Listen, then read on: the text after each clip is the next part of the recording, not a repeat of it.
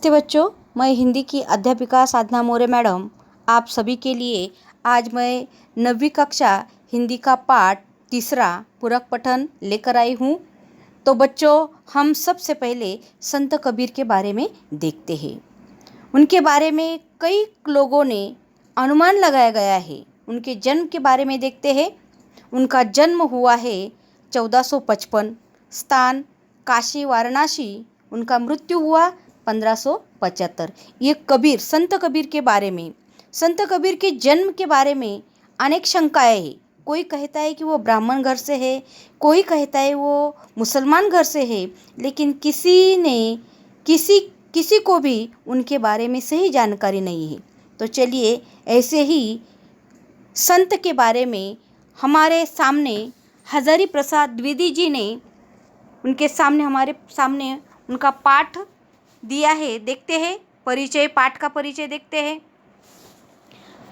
पाठ का रचनाकार है हजारी प्रसाद द्विवेदी जी। उनका परिचय देखते हैं। जन्म 19 अगस्त 1907 दुबई छपरा बलिया उत्तर प्रदेश। मृत्यु 19 मई 1979 उत्तर प्रदेश। परिचय द्विवेदी जी हिंदी के शीर्षस्थ साहित्यकारों में से एक है। आप उच्च कोटि के निबंधकार, उपन्यासकार, आलोचक, चिंतक एवं शोधकर्ता है। उनके प्रमुख कृतियाँ हैं अशोक के फूल, कल्पकता, निबंध, बाणभट्ट की आत्मकथा, चारू, चंद्रलेख, पुनर्नवा उपन्यास है। कबीर हिंदी साहित्य की भूमिका, मेघदूत, एक पुरानी कहानी, आलोचना और साहित्य इतिहास भी है। गद्य संबंधी देखते हैं।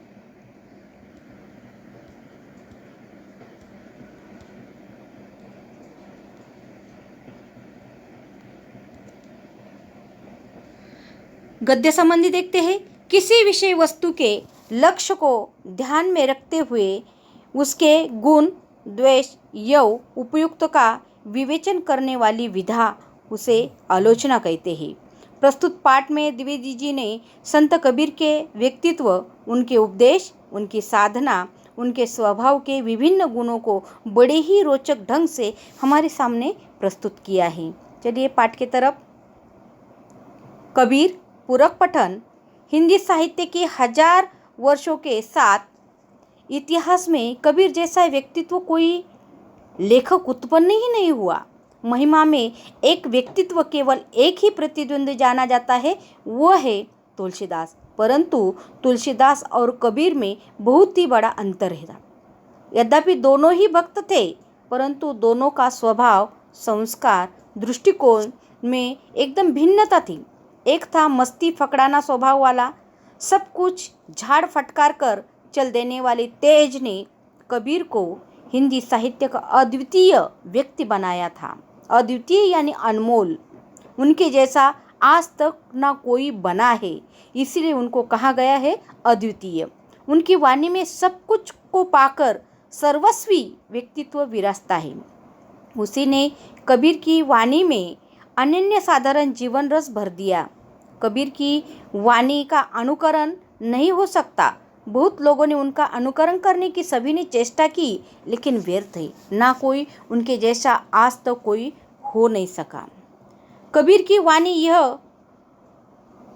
वाणी वह है जो योग के क्षेत्र में भक्ति का बीज पड़ने पर अंकुरित होती है। उन दिनों उत्तर के हठयोगी और दक्षिण के भक्तों में मौलिक अंतर था। एक टूट जाता था पर झुकता नहीं था, दूसरा झुक जाता था पर टूटता नहीं था। एक के लिए समाज, ऊंच नीच भावना, मजाक और आक्रमण का विषय था, लेकिन दूसरे के लिए मर्यादा और स्फूर्ति थी। संसार में भटकते हुए जीवों को देखकर करुणा के अश्रु से वो कातर नहीं जाते, बल्कि और भी कठोर होकर उसे फटकारते थे। वे सर्व जगत के पाप को अपने ऊपर लेने की लांछा से विचलित नहीं कभी हो सकते थे, बल्कि और भी कठोर होकर, शुष्क होकर सूरत और विरोध का उपदेश देते। संसार में भरमने वालों पर दया कैसी। उनका कहना है, मुक्ति के मार्ग पर अग्रसर होने वालों को आराम कहा, कर्म की रेख पर मेघ न मार सका तो वो संत कैसा। इसीलिए उन्होंने कहा, ज्ञान का गेंद कर, सूत का दंड कर, खेल चौगान मैदान माही, जगत का भरमाना छोड़ दे बालके, आय जा मेष भगवंत पाही। उनका अखड़ता कबीरदास का सर्वप्रथम गुण ही नहीं, वे अवधूत यानी योगी को संबोधन करते हैं, तभी उनकी अखड़ता पूरे चढ़ाव पर होती है। वे योग के विकट रूपों को अवतरण करते हैं, गगन और पवन की पहेलियां बुझाते रहते हैं, शून्य और सहज रहस्य पूछते रहते हैं, अद्वैत और अद्वैत के सत्व की चर्चा करते हैं। अवधू अच्छ रहू सो नारा, अवधू अच्छ रहू सो नारा, जो तुम पवन गगना चढ़ाओ गुफा में बासा, गगना पवना दोनों बिनसे, कहाँ गया जोग तुम्हारा। गगना मध्ये ज्योती झलके, पानी मध्ये तारा, घटिके नीर बिनसने, तारा निकरी गयो केही द्वारा। परंतु वे स्वभाव से फक्कड़ थे। अच्छा हो या बुरा हो, खरा या खोटा हो, जिससे एक बार उन्होंने साथ लिया उसे वो जिंदगी भर नहीं छोड़ते थे, यानी जिंदगी भर चिपटे रहते थे। उनका यह सिद्धांत था। उन्हें यह मान्य नहीं था कि उसके साथी बनाने को तैयार थे जो उनके हाथों से अपना घर खुद जलाकर आया हो, यानी अपना घर जलाकर आया हो, यानी खुद का अभिमान छोड़कर आया हो, खुद का घमंड त्याग कर आया हो, उसी को वो साथ लेते थे। लेकिन एक बार साथ दिया तो कभी उसका साथ नहीं छोड़ते। वो कहते हैं, हम घर जा रहा अपना लिया मुरादा हाथ, अब घर जारो तासू का जो चले हमारा साथ।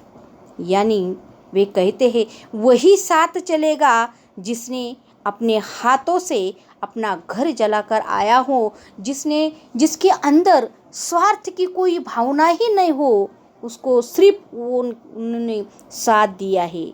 ऐसा कोई उसके साथ नहीं था जिसके अंदर स्वार्थ हो, मतलब हो, ऐसा कोई उसके साथ नहीं जाता था। वे सिर से पैर तक मस्त मौला थे। मस्त जो पुराने कुर्तों का हिसाब नहीं रखता, वर्तमान कर्मों को सर्वस्व नहीं समझता, वो भविष्य में सबको झाड़ फटकार कर निकल जाता। वो दुनियादारी का किराए का लोखा जोखा कभी नहीं रखते। वो मस्त नहीं हो सकता। उनका कहना है कि जो अतीत में क्या घटा है, आगे क्या होने वाला है, उसको कभी भी उसका लेखा जोखा नहीं रखते। वो अतीत का चिट्ठा खोले रहता है। वो भविष्य का क्रांतिदर्शी कभी बन नहीं सकता। जो मतवाला है वो दुनिया के माप चौक में अपनी सफलता का हिसाब नहीं रखता।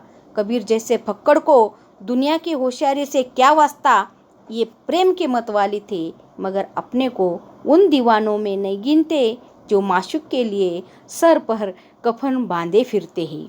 इसलिए वो कहते हैं, हमन है इश्क मस्ताना, हमन है इश्क मस्ताना, हमन को होशियारी क्या, रहे आज़ाद या जग से, हमन को दुनिया से यारी क्या।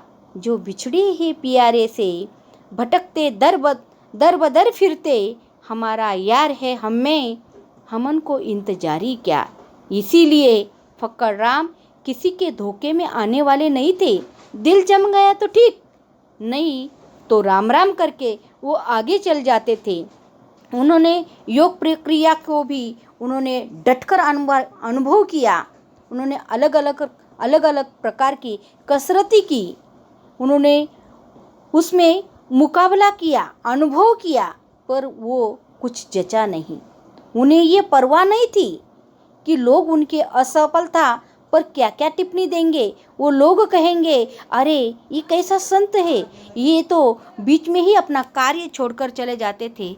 उन्होंने अपना लेखा जोखा कभी नहीं देखा, कभी उन्होंने किसी की परवाह नहीं की। उन्होंने बिना लाग लपेट में, बिना झिझक और संकोच के ऐलान किया। वो कहते हैं, आसमान का आसरा छोड़ प्यारे, आसमान का आसरा छोड़ प्यारे, उल्टी देख घट अपना जी, तुम आप में आप तहकीक करो, तुम छोड़ो मन की कल्पना जी।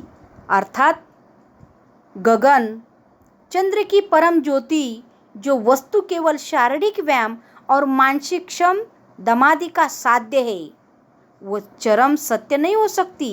केवल शारीरिक और मानसिक कवायद से ही दिखने वाली ज्योति जड़ चित्त की कल्पना मात्र है, वह बाह्य है। कबीर ने कहा कि ऐसे बाह्य को मुझे नहीं चाहिए। वो ऐसे कहकर आगे चल जाते थे। केवल क्रिया बाह्य है, ज्ञान चाहिए। बिना ज्ञान के ये सब योग व्यर्थ है। कबीर की ये फूक, मस्ती, फकड़ाना, लापरवाही, निर्मम अखड़ता अनेक आत्मविश्वास का परिणाम थी। उन्होंने कभी अपने ज्ञान को, अपने गुरु को, अपनी साधना को कभी संदेह नजरों से नहीं देखा। अपने प्रति उनका विश्वास कहीं भी डगा नहीं। कभी गलती महसूस हुई तो उन्होंने एक क्षण के लिए भी ये नहीं सोचा इस गलती के कारण वो स्वयं हो सकते हैं। उनके मत से गलती बराबर प्रक्रिया होती है, मार्ग में भी हो सकती है या साधना में हो सकती है। वही है जो अपने गलती को महसूस करता है और गलती मान लेता है और गलती को दोहराता नहीं। वे वीर साधक थे और वीरता अखंड आत्मविश्वास को आश्रय करके पनिपति है। कबीर के लिए साधना एक विकट संग्राम स्थली थी, जहाँ कोई विरला शूर नहीं टिक सकता था। जिस प्रकार उन्होंने आज भी कई साधु संत बनकर गए हैं, लेकिन आज भी कोई भी उनके जैसा नहीं बन सकता। कबीर जिस साई की साधना करते थे, वो मुक्त की बातों से नहीं मिलता था। वो कहते हैं कि अब आपको भगवान चाहिए, लेकिन भगवान किसी को भी नहीं मिलता, उसी को मिलता है। भगवान चाहिए, उसी को मिलता है जिस भगवान के सामने अपने घमंड को जिसने उतारा है, उसने त्यागा है, उसी को भगवान मिलता है।